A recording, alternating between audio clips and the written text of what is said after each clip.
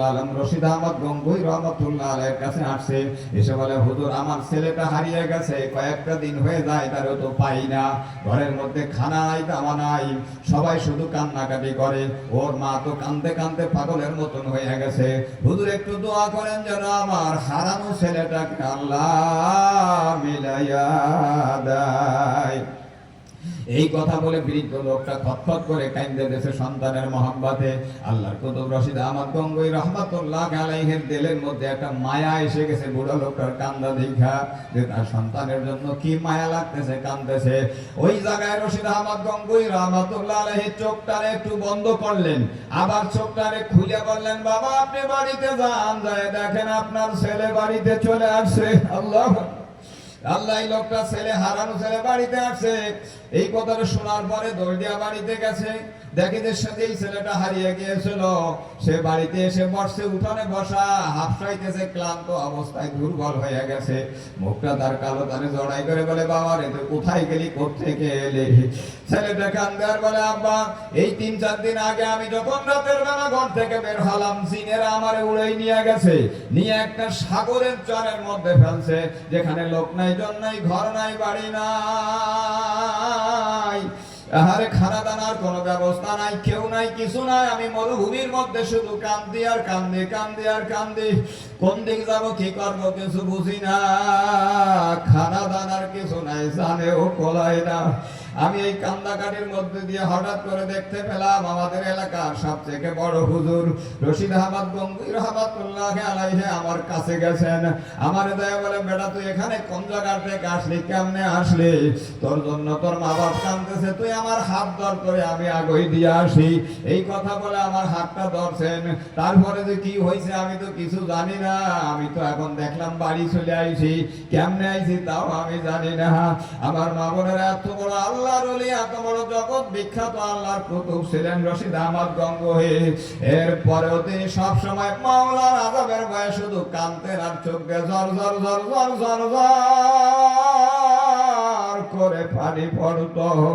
এত কান্দা তিনি মাওলার ভয়ে কাঁদছেন, এত কান্দা কবরের ভয়ে কাঁদছেন, এত কান্দা মাওলার পুরসুরাত পাড়ি দেওয়ার ভয়েতে কাঁদছেন, এত কান্দা বিচারের ভয়ে কাঁদছেন। কান্দে কান্দে কান্দে কান্দে ওনার চোখের পানি পড়তে পড়তে চোখটা অন্ধ হয়ে গেল, বৃদ্ধ বয়সে একেবারে অন্ধ হয়ে গেল। ভারতবর্ষের আলেম ওলামারা পরামর্শ দিল, হুজুর আপনার চোখের একটু চিকিৎসা করেন, দেখেন চোখটা ভালো হয় কিনা, তাহলে আপনি কোরআন হাদিস দেখে পড়তে পড়াইতে পারবেন, ইসলামের উপকার হবে। কুতুবুল আলম রশিদ আহমদ গঙ্গুই জবাব দিলেন, না আমার চোখের চিকিৎসা